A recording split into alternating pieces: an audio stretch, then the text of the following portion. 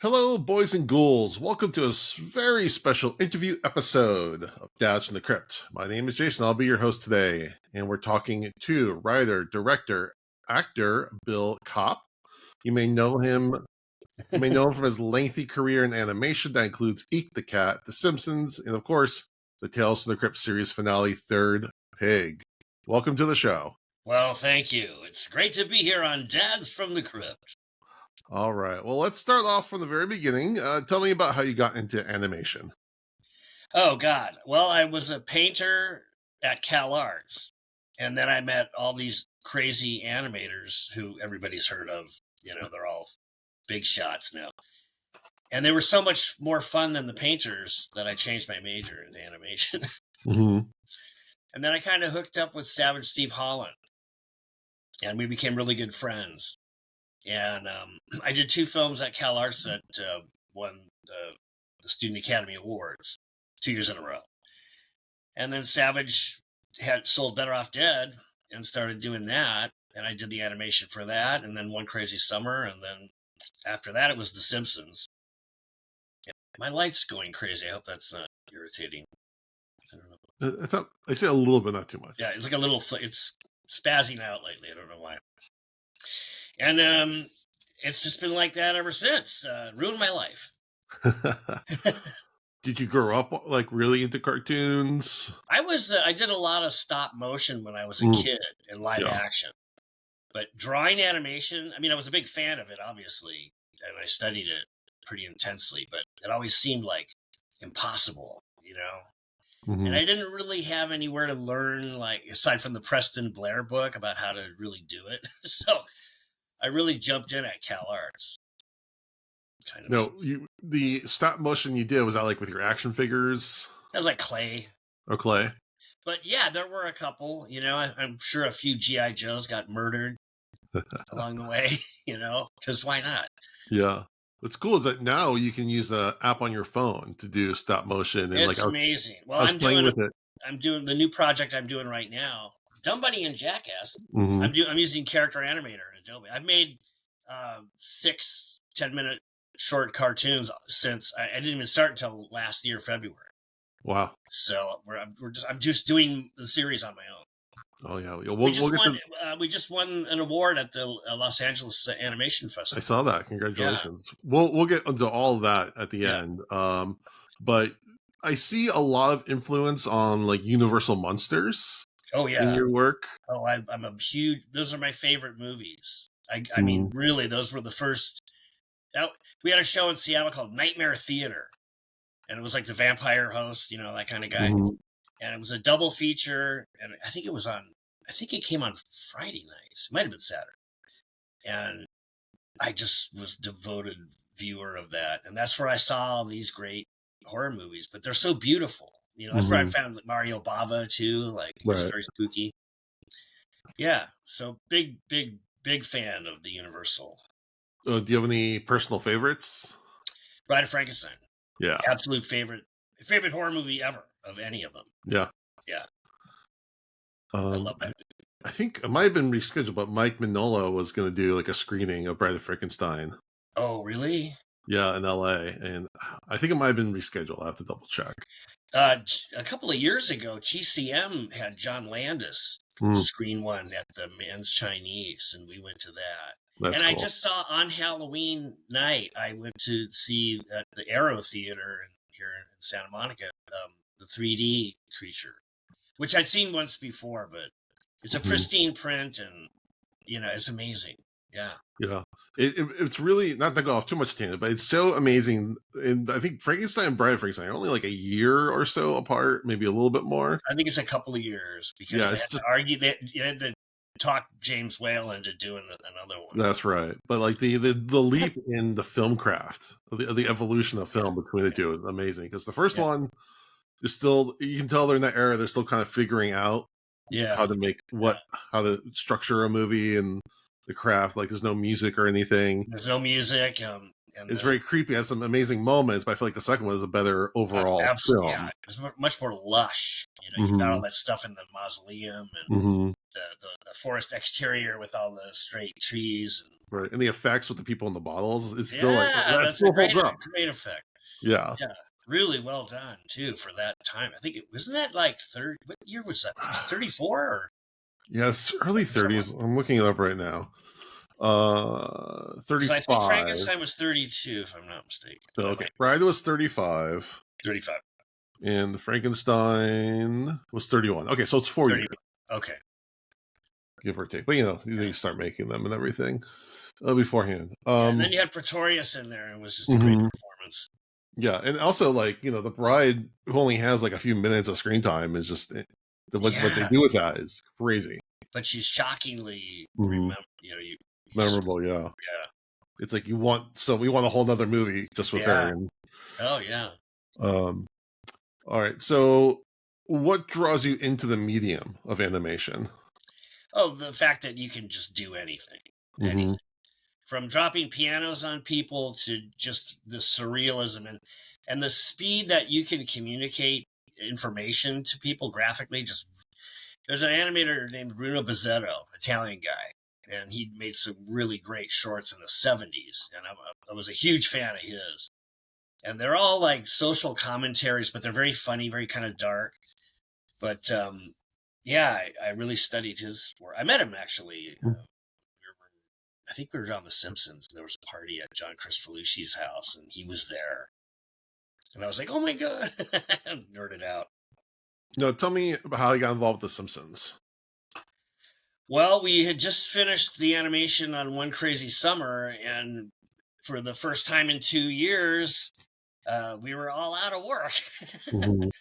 And Wes Archer called me up one day, and he said, "Hey, there's this guy named Gabor Chupo, and he's doing these shorts, and we loved Matt Groening because we loved Life in Hell."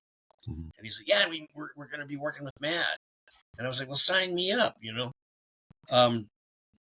The other thing about that was I was doing some shorts for Fox for this show called The Late Show. So I did a bunch of these like 30-second shorts that were all kind of dark humor. So it was sort of in practice and they're all kind of in different styles. It was drawn in different styles. And so it was kind of neat because here comes Matt with his goofy style. And it was really fun to like adapt that to movement. But it was a shitload of work, and Wes and I had to have help, so we got David Silverman in, who we'd worked with on One Crazy Summer. We're all good friends.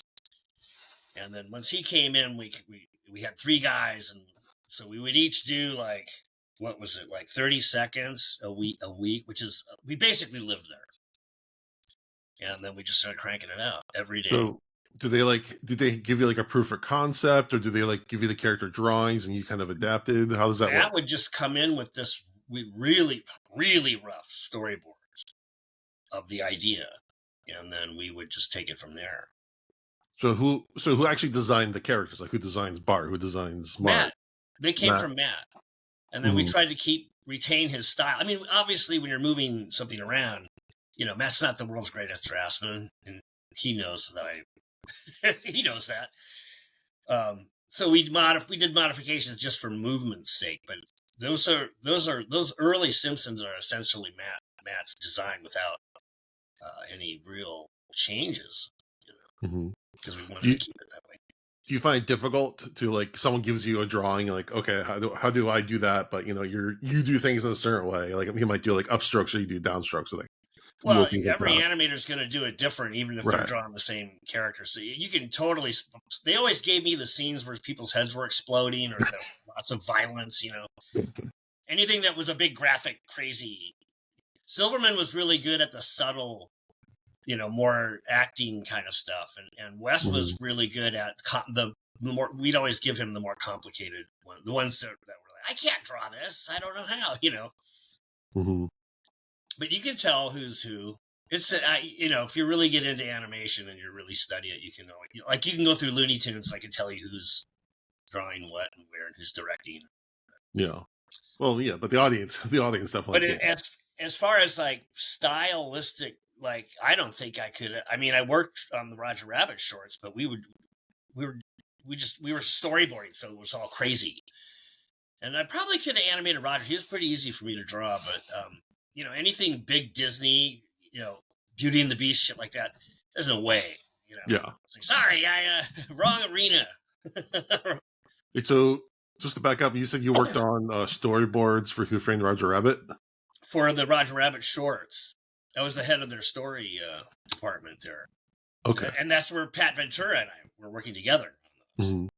So was that before? So remind me, was that before Zemeckis was working on that, or was he on it from the beginning? After. The movie had already come out. Oh, this is the short. Okay, the short's after. Okay. Yeah, so we did the shorts like with Honey, with Tummy, Honey, I Shrunk the Kids, and Dick Tracy. Has those. Okay, I remember those now. Yeah, I mean, we had like a year to do each one.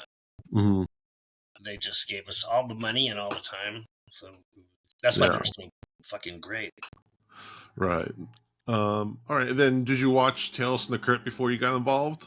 Oh, of course. Yeah. I mean, well, the real story there is like, I think when we were doing EEK the Cat, no, it was at Warner Brothers I started. Somehow I had met Joel Silver, and I forget the guy's name who was kind of his assistant and Joel's secretary. And I had this story called Little Dead Riding Hood, and I really wanted to pitch it to Joel. And of course I could never get a meeting, but for like a year, I called that secretary every day, like at lunch. And it became kind of a joke. I was like, well, is Joel there? Can I get a meeting? She's like, oh, good thing. Hi, Bill, But it was on EEK the Cat. We're working with Nelvana, and Topper Taylor was kind of our executive. And I can't remember exactly how it happened, but he got to Joel, and because he knew about my idea, so he kind of pitched it. He got to Joel, and so he set up a meeting. That's another story. That's really funny. But anyway, he set up this meeting, and I pitched the idea to Joel, and he was like, okay, it's a Little Dead Riding Hood. I was like, do you have anything with the three pigs? And I was like, yeah, of course I do. And he's like, well, show me that, And I said, well, let me pull it together. Give me a week, And I had zero story, none. And so I went home and I wrote it in like 3 days. It's all rhyme, so it was fairly easy, And I kind of bounced it off of Savage. He was the one that told me to. He's like, well, of course, he's got to be framed for the murders. And initially I didn't have that in there. I was going to ask about that. So, and then I took that to Joel, and they said, go ahead. And that was early '94. But at the time, was that as a Tales from the Crypt episode? Yeah. Okay, so it was always intended as a Tales from the Crypt. Was there? So, when you came to him with Little Dead Riding Hood, was that like, oh, I have a great idea for a Crypt episode, or was that just supposed to be a one-off? Okay. Yeah. I really wanted to do one. It was like a dream. Mm-hmm. Plus also it goes back to the horror stuff. Right. Even the Peter Cushing, all the Hammer shit. And once they were doing that show. How many seasons are there? There's 7 seasons. Okay. Oh, 7. Okay. So yeah, we were wound up the last one, which is a great way to do it. Did you know when you made it that it would be the last episode? No, we never talked. It never came up. Mm-hmm. I think they were going to do them forever. So, I was just happy to be there, and we got to go to New Zealand to animate. Oh, really? That's cool. Yeah. Was there talk of doing more animated Crypt episodes? I don't remember there being talk about that, because I think right as we were finishing, they kind of were wrapping it all up. Mm-hmm. And it never came. I don't think I ever saw Joel again after that. Oh, he's still good. Yeah. He's still somewhere in the wilds. I was just happy to get it, but just that whole point of being so persistent, Mm-hmm. So by the time Topper came in and was able to, because they were talking about doing other projects together, and so he brought this up. But they already knew who I was, because I was such a prick and such a, irrepressible dunderhead, that they already knew who I was. Right. Was there so it's very. I mean, this is a very unique episode, and obviously it's animated, but also there's no connection to an EC comic. Usually the directive, at least at the very least, was you have to have use a name of an EC comic. So was there You ever mean an any artist directive? or No, like like oh, every like a title. story Yeah, or something? Yeah, no, the name came from I just riffed off that Orson Welles movie, The Third Man. I was like, oh, I'll make it sound cinematic, The Third Pig, yeah. but it had nothing to do with anything. Yeah, it was made So they from just said, "Go with it. Do the three that. pigs Yeah, however you want." yeah, and as far the actors were all buddies of mine that we'd worked with Mm-hmm. for years already. And in fact, I just had lunch with John Cassier the other day. Oh, really? Yeah. Yeah. Had you worked with him before? Oh God, yeah. He was all over EEK. I think he Mm-hmm. was in Mad Jack, and then of course the Crypt Keeper. But we Right. always we kind of stay. We lost track of each other for a little while there, like you do, just people busy. But I started going to conventions, and, selling animation stuff. And he was always there, like at Right. Midsummer Scream and whatever. So we kind of reconnected a few years back, and Mm-hmm. so now he's helping me on Dumb Bunny. Oh, nice. Yeah. No, John's great. I love John. Oh yeah, he's a really sweet guy. Mm-hmm. And then it's interesting because the episode's interesting because it's obviously the riff on Three Little Pigs, and you're kind of like adulting it up a little bit, kind of like A little bit, yeah, a lot. Spike and Mike style. Yeah. But then you have this whole sequence in the courtroom, which is like, wait, this is going somewhere a little bit more serious. Well, a big influence on me too is Fractured Fairy Tales Mm-hmm. and all the Rocky and Bullwinkle stuff. And I loved the way they would just pack story into those cartoons. And their fairy tales would often just go off to the left in a really adult satirical way. Right. So that's kind of where that vibe came from, because I would just love those cartoons. Yeah, the fact that it's all And the plus different the versions of the animation wolf. style, lent itself. The studio we used in New Zealand, I don't know if they're there anymore. God, I can't even remember the name. But they had done all kinds of stuff for me that, like my Stickers and Meat show, they did Pith Possum and Tex Tin Star. They were really good. And so they're like, well, where do you want to animate this thing? Because we always pick an overseas studio. And I was like, I'm New Zealand, because they kicked ass. So but they had been working on Disney stuff for a while, and we would give them these scenes at the beginning, just kind of warm people up, and they would come back with just hundreds of drawings and beautiful. I mean, the animation was beautiful. I'd be like, nope, you don't need that. You don't need that. I would take an 80-page sequence and trim it down to like 15 drawings. It was like, there's what we're doing. It was so meant to be really exaggerated, limited, and of course that's a specialty of Pat Ventura, and we've been buddies since CalArts, so that's why I brought him in on it. Right. Well, and then the only real like official Tales from the Crypt property after the show ended was the animated series Tales from the Crypt Keeper. Yeah, that must have been the thing that Topper was doing. Yeah, because it's the same studio that at least the Del logo. Bono. But I never watched it, because how can you do it, right? Yeah. I don't think I ever watched one of them. I might have seen the title sequence, but there's a lot of animation TV shows that I haven't watched. Well, it's an interesting trend when there's like a hard R property that they make into a cartoon. Like there's a RoboCop animated series. Like yeah, it's all marketing, but yeah, funny. yeah. But I just never, I got it out of my system most of it out of my system on the Third Pig. Mm-hmm. How complicated was that compared to what you were normally doing? It was pretty simple, because we were physically. A lot of times things get complicated because we're not physically at the overseas studio, but because Pat and I were there for like 6 weeks or something. It was just good to be hands-on, and it really wasn't. We had a good team, so it was really pretty smooth. And then the scariest part of it was we had to take the animation to be digitized at a little studio called Weta that didn't really exist. They were just like a post-production place. but we had the worst, scariest flight into, is it Wellington, the Mhm. South Island? Oh my God. I thought we were going to die. The wind was so terrible. And Pat is not a good airplane guy, but it was terrifying. When we hit the ground, we were just like, oh my God, Mhm. thank God. I mean, we didn't hit the ground, but it was pretty scary, man. I mean, the plane was like, it was the most frightening airplane ride I've ever Wow. been on. And that place was super windy just all the time. Mhm. But yeah, it was funny working there. And I think we just went there to digitize everything, and they were doing the color because at that time, paint had started to go away from the process.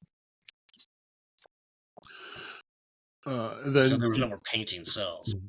on this. Did you work with any of the other usual Crypt team, like Gil Adler or Al Katz? Well, not really. I mean, once the script was approved, I met with Gil a couple of times, I think, but there was never any like, oh, let's get into it. They really liked it. They didn't really have any notes. They were just like, okay, go. Yeah. Well, I think by that point in the season, after doing the second movie, they were I think they had their Yeah, hands full. yeah. They might have been kind of burned out too, thankfully. But no, the script was very well received. Obviously, it got made. Mhm. You know. That's awesome.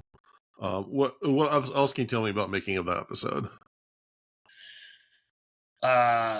Well, that's the only other country, New Zealand, that brews its own Guinness. And how It's the many only place Guinnesses did you outside of drink? Ireland that has a Guinness brewery there. I don't know. There wasn't. It was pretty smooth. I don't remember there being any problems. Hmm. It was kind of the weather was weird, but everybody was so good and talented that it was really fun. It was just like working. Everybody came really close, really fast, Hmm. and it was they were surprised, most of them, because like I said, they'd been sort of working on the Disney stuff for a while, so Right. they were all kind of all about this, and we're like, no, just make his head explode. So it was fun showing them what they could get away with. But the trick with the cartoon like that is knowing what not to draw. That's what makes it swing. Did you get any? Was there any content pushback from HBO or the production side? No, none. How'd that feel? That came later when it would air at Yeah. certain places. They would. I was in, where was I? I was like in Mexico or something, and it just came on the hotel TV, and they cut a whole bunch of shit out of it. And I've Right. seen them make cuts elsewhere for it, like the whole murder thing gets obliterated. Right. Well, But no, there's a lot. they were pushing us to do that. Joel was like, "Yeah, fucking bring it on." That was a big reason that I think they wanted to do it. It's like, we're going to make this thing a bloodbath. But it's How'd so that feel to complicated. have that freedom? Yeah. Oh, it's great to take the seatbelts off. Yeah. Hmm. Yeah. I mean, it still hasn't. I've met people who saw it when they were really little, and it really freaked them out. Oh yeah. Yeah, these are people who are adults now working like in the horror industry. They're like, yeah, that scared the shit out of me. I was like, it scared you? How? What? To me, it's like Monty Python with the Black Knight. Hmm. It's so exaggerated that how do you Or not laugh at that? But I guess if you're six, yeah, or the other one, the guy who eats too much. I oh, forget which one that's from. Creosote, Yeah. Mr. Creosote, yeah, Yeah, that freaked me out when I was a kid. I yeah, saw that. I was like, whoa. yeah, that was weird. But no, it's one of my favorite things I've ever done, and people love it. Still to this day, whenever Halloween rolls around, my Facebook page lights up with snippets from it. Do you Yeah. have any of the like? I guess I don't know if this is the thing. This would be a thing, but do you have like any animation cells or anything from that? I have a book of all the layout drawings and Ooh. backgrounds somewhere. We Hmm. moved a couple of years ago, so I don't know exactly where it is. Probably right around here somewhere. Hmm. But there were no cells because it was all digital. Right. The color was done digitally. And there's a friend of mine who bought a bunch of stuff from Nelvana when they kind of closed up shop. And he bought all the EEK the Cat. I mean, he bought all that stuff. He's a big collector. And there was a bunch of Tales from the Crypt stuff in there. But I Oh, have really? I've got all the whole background layout book. It's about that thick. Well, I'm speaking on behalf of Tales from the Crypt fans worldwide. Put that stuff on Instagram. Yeah, I should. Let me see if I can dig it up. And I think I have a friend that scanned a bunch of them too. Mhm. I do have some original sketches that Pat and I did. That's awesome. So there's a bunch of that stuff laying around. Yeah, I should put some of that stuff up there. I think I posted some Dudley drawings from it that were like Mhm. pencil sketches. I might, if I, I think I have those handy. I might shoot one or two to you so you can use them Sure. on your page or whatever. All right, and then yeah, let's talk about EEK the Cat because again, I watched that when I was a kid. A Yeah, bunch. That was fun. Eat the Cat was great fun. How'd that come about? Well, like I said, Savage and I were great friends. They're all that, and he started. He shot after One Crazy Summer. He went off to do a couple other live action movies, and I was at Warner Brothers, and then we got together one day, and he's like, we should, because Fox was starting the kids network thing, Mhm. and that's what he was doing. He was at Fox already, and he's like, we should get something together and pitch it to them because they need content and they're desperate. This is the early days of Fox, So he had the idea for Eek the Cat, and it was based on a real cat of his Oh, really? that I think got eaten by a hawk or something. Yeah, just taken out of the driveway. But the idea really essentially was, okay, let's do a character that's like super sweet and always wants to do the right thing and really cares about everyone, but always gets shit on and the crap beat out of it no matter what. That's where "it never hurts to help" came from. Mhm. That's his slogan, obviously. And that. And so that was his character. So we sat down and boarded out a short sequence. I can't even remember what it was like. And I think we had help from, it was somebody in Canada, and it wasn't Will Vinton. It was somebody else. Marv Newland helped us with the animation, and that was the weekend Stevie Ray Vaughan got killed, and I don't know Oh why I wow. thought of that right now. I was flashing back to us working all night and hearing that on the radio. Um, but anyway, so we took that in to see Margaret Lash, and she ended up not only loving it, but she and I became partners for years after that. She was like one of the best people I've ever worked with. She just let us roll. She thought it was so funny, and we had, Savage and I had sort of a personal charm back then. We were really funny together in a meeting because we never took Mhm. anything seriously. Yeah, I So she mean, just turned us loose. it's really a good example of irreverence, but with heart. That I Yeah, think really yeah, speaks. and I That, love that that. really speaks to kids. Yeah, I love that. I mean, I think you need a little pathos. I think even as bloody as the third pig is, there's a lot of that with Dudley. Yeah. Like he's got that soft side, and he just wants to do the right thing. He's very Mhm. Eek in a way now that I think about it. But Yeah, no, I yeah, definitely. that was part of Yeah. its charm. But yeah, we just cranked that stuff out, and I think I was on Tasmania when we sold it, and I had a contract sort of with Warner Brothers, and I had to break that. And I thought they'd be all. I thought, it's how naive I was. I thought they'd be all happy because I sold my own TV show. Hey, look what I did, and they were furious, and that like shocked me. I was like, oh god. They were like, but they let me out of it, and then we went off to do Eek, and that went on for years. Yeah, I'm just looking at the cast real quick to remind myself, and the people Oh like god. Kirkwood Smith, Oh yeah, um, he was great fun. Mr. Mr. T, T, William Shatner as William Santa Claus. Shatner, Tim Curry, Oh yeah, Tim um, Curry, Corey Feldman. Corey Feldman. Yeah, we had God, well, all kinds of the other voice guys. God, Oh, Buck I Henry. wish we'd have taken more pictures back then, but we Right. never wanted to be that guy. Like, oh, here, let's get a picture. Well, I mean, somewhat contemporary of yours. What's his name? Mike Vosberg. He has like tons of photographs. He did like the covers for the Crypt episode. Yeah, yeah, yeah. We took a few, but we were never. I don't know. I think we were so nervous and alarmed that Mhm. anyone was taking us seriously. Like the one with Shatner, we were super nervous about him coming in. And this was he was kind of, remember when he was kind of a dick for a while before he did he turned funny, right? Somewhere Right. back there. And but he had this reputation as being kind of an asshole.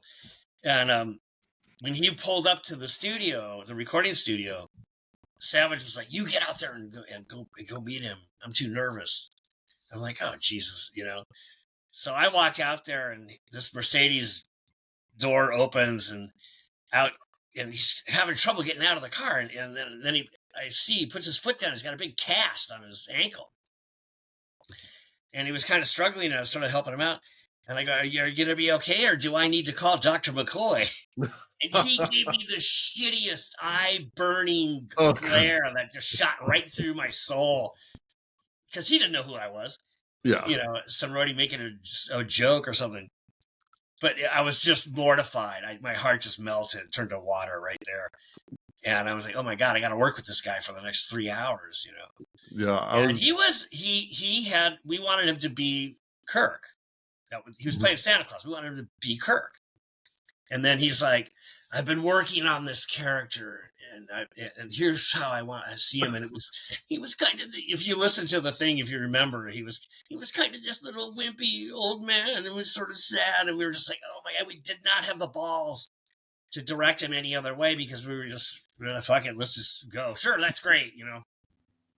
it's so But then funny. we worked with him again, and I think he played Santa Claus again, and he was a lot more fun. And we had the Barbie twins in that day, so he was just ecstatic with those giant boobs to stare at. The thing was with EEK, it was so popular that we could get just about anybody to come in. I mean, We had what's his name, Duchovny from yeah, Lucky Jillian yeah, and David the Jillian, Covenant. yeah. Well, I We mean, had you had Fabio. Fabio. Fabio. I think we had him more than once. Yeah, Fabio. He was a really nice guy. Actually, Fabio um, would hang out at Savage's place, and Fabio would come to my. He came to a Halloween party I threw at my house in Santa Clarita, and he brought Mike Piazza from and that was when the Dodgers were hot, you know. Yeah. And I was like, "Wow, Mike Piazza, it's amazing." Yeah, but Fabio was a lot of fun. He was a great guy. So that and that kind of brings us full circle to Bobcat. Bobcat. Well, Bobcat was really obviously he was in One Crazy Summer, and he and Savage were good buddies. And then so we used him on whenever we could on Eek, and then he was just the obvious choice with that voice to be the wolf. Mm-hmm. Yeah. Yeah, he has such an interesting career. Oh I'd yeah, love to he's talk to great. him one day because like he was doing the Police Academy movies, and then Yeah. he did this weird movie I saw on TV as a kid once about with a talking horse. Oh, Like I don't know that one. hot to fuck. Did you see his Bigfoot movie? He did a Yeah, really. but then I saw Big and I'm like, this is a good horror director. Like, Yeah, he's great. And he's really funny. Actually, there's a film festival in Spain that we were at in October, and they're doing another one. They do it every October, and they want to do a Tales from the Crypt thing. So oh I really? got a hold of. I don't know how to get a hold of Bobcat, but I know a friend we're all mutual friends. So they want him to come down to Spain. I hope he goes. This is upcoming. Yeah, Gil Adler was going to be there, and Oh John really? Cassier will be there. I'll be there. When is it? It's in October. It's It's in a town upcoming called October. Sitges. Okay. It's a very famous horror festival. It goes on for like 3 weeks or something. It's Wow. mammoth, but it's great. It's super fun. All right, maybe yeah. Well, I'll ask for the names. I'm not going to remember that. But I Yeah. want to check that out. Well, I'll keep you posted. It's in October, so we got Well, yeah, 10 but months to go. yeah, but you gotta get to get these people like in line as Yeah. wildfires. Well, like John Cassier is totally into it. Yeah, no, John. Yeah, John. Zemeckis Great. turned it down. Yeah. I think the makeup guy, and I don't know, I forget his name. Todd Masters. Yes. Yeah. That's he. So he wants to go. So I mean, yeah, this will go to Spain. Yeah. Oh my God. Well, we're actually. I'm moving there. You're moving to Spain. Yeah. That's awesome. But Probably if not late this year, it'll be early next year. well, because you like it or for business because we love it. purposes? Yeah, Mhm. because it's just gorgeous, and we know so many people over there now too. As one of my dumb buddies showed last October, and my wife Heidi is like a horror chick, and she does all these panels and stuff, and she wrote a book, and she's gonna write another one. So we just met all these people, and it's just so much nicer than Los Angeles. And we're like, why are we here? Why are we here? Plus we can get a house for 350,000 euros that has acres of land and 6 bedrooms, and it's by the beach, right? A house that would cost you $3 million here, or maybe Sure. 4. Oh, that's something. No, I'm And not knocking also, it. to be honest, and Hollywood is acting so bizarre, and it's so hard to. I mean, since 2014, 15, I've had so many big projects just collapse because either they changed executives or somebody dropped out or whatever. And it's just impossible to get anything made here. And I'm tired of it, So that's why I'm doing these dumb bunnies right here using my own equipment, because I know how to do every job in animation. And I'm just Right. tired of banging my head against the wall trying to make stuff made. So, Well, and yeah. there's European markets that are wide open and welcoming, and there's Well, all now kinds that of breaks. now that everything's digital and streaming and everything, you can do anything from anywhere, really. Yeah. And honestly, the streaming thing is really weird to watch. It's almost like we're going back to Yes. TV, just regular TV. And now there's commercials, right? I know. Oh, driving me crazy. But yeah, content-wise, I mean, we're talking to my agents, and we're like, well, we're going to pitch this thing, and so I'm still waiting to hear back from them, because and also everybody goes to sleep through the holidays. Like, most people aren't even back yet. It's crazy. Anyway, I don't want to complain too much, but that's the idea. It's like, that's the kind of things I want to hear. yeah, if I'm going to be making, I'm here to make cartoons, not talk about making. Well, except to me. Well, we did make this one. Yeah. No, this got made. So the ones that you haven't made, yeah. Yeah, the ones. And I'm not the only one of my peers who's feeling it, because I know people who had development deals gone on for 2 years. It's nothing's happening. Really? Yeah, I mean, yeah, they got kind of top story. But talk to me about Dumb Bunny and Jackass, which just rolls right off the tongue. Dumb Bunny and Jackass. Well, it's a lot in common with the Tale from the Crypt episode. It's that tone. They're both idiots, but they're sincere, and again, there's that heart. But it was a way to I've had the characters for a long time, and they're just two knuckleheads that live together and face the terrors of reality, or not reality sometimes too. The episodes are silly. I mean, there's one where they get visited by an alien, and he's like, I want to learn more about Earth. So they drag him through their version of Earth, which is like bars and booze and, strip clubs. And they're all 10 minutes long, so they're super fast. But it's a buddy comedy type thing. But they're usually, what I find is that they're going up against some third character, and they sort of parlay with that. Yeah, I was watching really funny. Yeah, I was watching the clip you had online with the pixie. Yes, that was really funny. Because for a moment there, I'm like, oh, should I get I have a 9-year-old daughter, and she's all into pixies and fairies and all that kind of stuff and unicorns. I'm like, oh, maybe I should go get her to watch this. And then I'm like, let me watch it first. Yeah, watch it but there's nothing out of line in any of them. There's some language that there's a couple of fucks here and there, but I try to curb it away. And they do drink. But it's nothing more. If she's able to handle the Tales from the Crypt, no, she's not watching that. She would watch the. How old is she? 9. Oh, okay. She watches the Simpsons Trails of Horror though, so this is like right on that line. Yeah, I mean, if there is any blood in these dumb bunnies, it's usually, again, so over the top, it's ridiculous. Or the kitty-os. But it was a way for me to like, look, I'm just going to be as funny as I want, very much like the Tales from the Crypt episode. I'm just going to do what I think is funny, and I'm not, there's nobody giving me any notes on anything. So right. But they're silly, and the music becomes a big part of it. I mean, there's one in a haunted house that we took to Spain, and they showed it in their family thing. I mean, there's no gore in it, but it's a funny, like, it's almost like a Scooby-Doo. There's even a song, that they sing. Oh, the I'm in love with a dead girl. Yeah. Yeah, I watched that. That was and that had a lot of EC comic vibe, like the old Oh, EC comic. sure. Yeah. I really like that. Yeah. And the whole thing was to make a joke of those old bad Scooby-Doo songs, Hmm. I just listened to a bunch of those and wrote that. But that's what they're like. They're just straight out funny cartoons, nothing heavy, They're just there to be funny. No. So we've made Mhm. 6 of them. I'm finishing the 6th one now.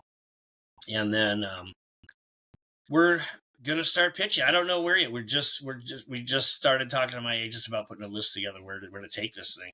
Mhm. And if it doesn't work here, we'll just take it to Europe There you and go. do it that way. But I would like to get it set up here and bring it. I want to get it set up so I can hire my favorite old voice guys. Get Tom Kenny and Bowser in there, and Charlie Adler.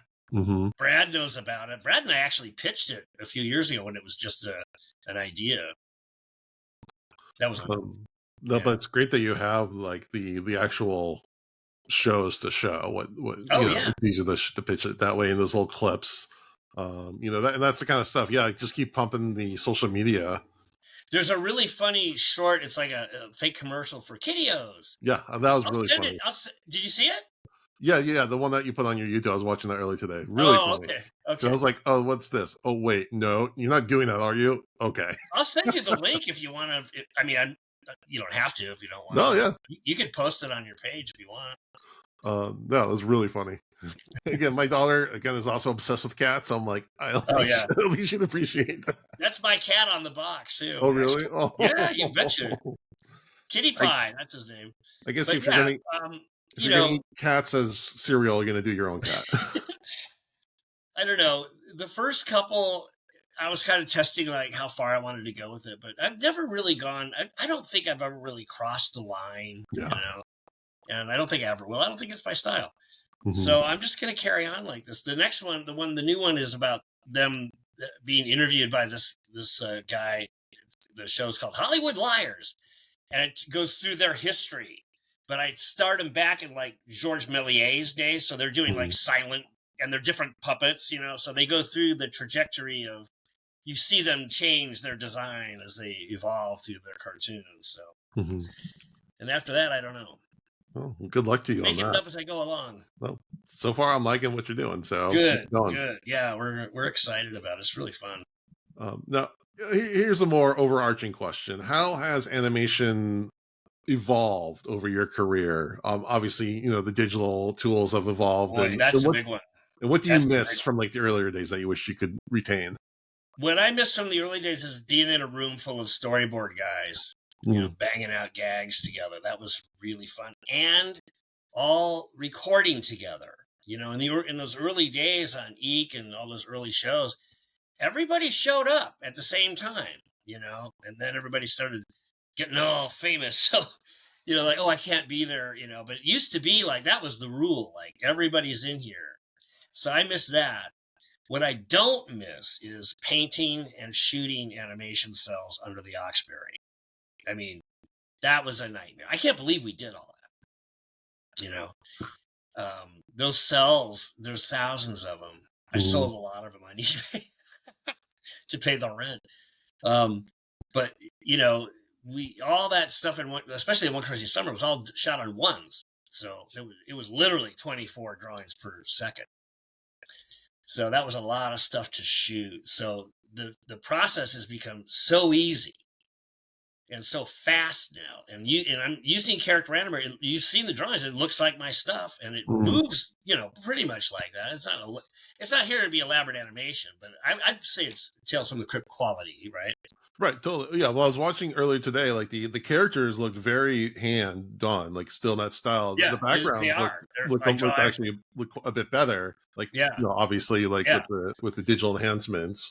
yeah. And Um, then of course you're able to, when you working digitally, you retain those line quality. So mhm. you're making puppets basically, so you can reuse heads and this and that. Mhm. But these cartoons take about, I don't know, probably all told about 6 weeks, 7 weeks maybe to make. And the slowest part is building the puppets and doing all the layouts and backgrounds. The animation ironically, is the fastest part of this process. I've yet to have a 10-minute cartoon take me more than a week to animate. Wow. It's that fast. Lip sync is like takes about a quarter of a second. You drop the line in, it'll be a little more accurate if you type the words too in a little panel, and then you hit a button and bang, there it is. And Wow. and so because lip sync used to be a nightmare, you'd have to do all those drawings. So now it's just one mouth chart.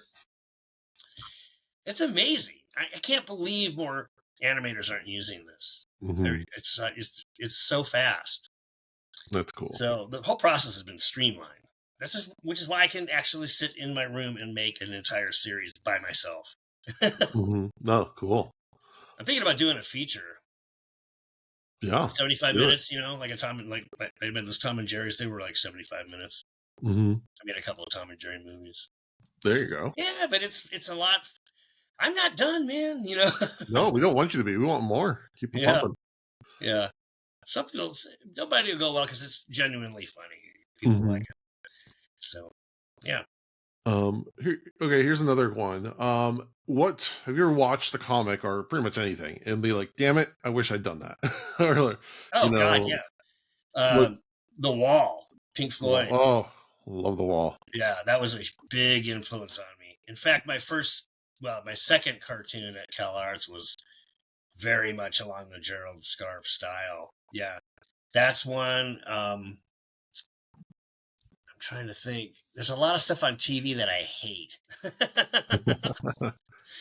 um, the Wall stands out. Yeah, I love I that's thought classic. Adventure Time was really cool. Hmm. Like just story wise and the fantastic lands and all that. I thought that was pretty good. Yeah. Beyond Yeah. that, I don't really know. I don't know. For some reason I have trouble getting into Rick and Morty overall, but like I've never seen a complete episode, and I yeah, don't really want to but because I like the frenetic energy. Like if I just drop into a scene, I'll watch like a clip. But for yeah, some reason it's too much for a you're whole like me. episode. I've seen like some clips that are very fast paced, and I guess I admire that as far as timing. But I Mhm. hear so many people like, "Ooh, Rick and Morty, Rick and Morty," and that turns me off when I hear too much. I don't Yeah, want to know. Besides that, I'm reluctant to yeah, really get into popular uh, TV sure. animation because I don't want to be influenced by it. Yeah. And once The Simpsons really took off and became a hit, I backed off. Mhm. That's when I went to Disney, and I rarely watched a Simpsons episode after that. Not because I hate them, I just not interested. Yeah, sure.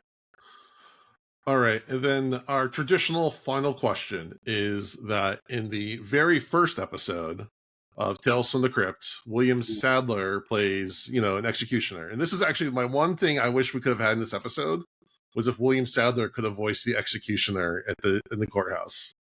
Thought that would have been a great symmetry. Oh, that would have been good. But I mean, you didn't know that was the last one. So No, I didn't. if you had known that, that would have been the cool thing. But I thought anyway, the first episode was the one that Zemeckis did with the Santa Claus. well, all three, those two, and the Dig That Cat, so they all came out the same night. Oh, okay. Technically, I mean, it kind of depends on probably where you watched it, how you watched it, but at least like as Yeah. far as the official or unofficial, whatever sequencing is that the Man Who Is Death was the first. But Oh, they're all okay. kind of like the same time. Did my executioner? Oh, I know who you're talking about. Yeah. Well, the judge turns into the executioner. That's Well, what yeah. Well, if you Yeah. could have, say if you could have worked that in some way, Yeah, like, that would again, have been great. Yeah. in hindsight, that would have been neat. But in the episode, he goes into a cafe, walks in, and says, "I'd like a cheese sandwich and a cup of coffee." Doesn't specify grilled cheese, any kind of cheese. They just give him a cheese sandwich. If that was you, what kind of cheese sandwich would you want? I would go for no, not blue. The blue cheese. What's it called? Stilton. Ooh, Stilton with a little bit of maybe some pate on there. ooh, there you go. That might be the fanciest answer I've had to that question, but I like it. But the truth is, it'd probably be just if I was to make it myself, I wouldn't do Stilton. I'd make a grilled cheese, probably with just American cheese. Mm-hmm. This is like napalm when you Yep. grill it. All right. That's a good Well, question. I like that. I had to go somewhere weird with it. no, I love it. Pate. Still do. All right. Well, Bill, thank you so much for coming on. Where can people follow you? Well, the website's up, Bill Kopp Animation. We just did some work on it. It's got a lot of the Dumb Bunny stuff on there. My Instagram is Bill Kopp Funny. That's about it. And I've been so busy. We had the holidays and now I'm animating again. So I'm kind of off the grid for a minute, but I'll start posting some more stuff on Instagram soon. And I'm on Facebook. I've got my page and then my Bill Kopp Animation page. Excellent. So there you go. All right. Well, that wraps things up. Thanks very much. It was fun. Thank you for listening to Dads from the Crypt. All right.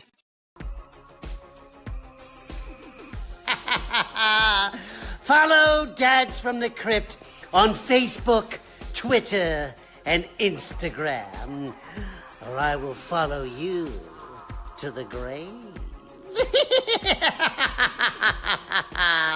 No, seriously, you really should watch. But be careful what you ask for.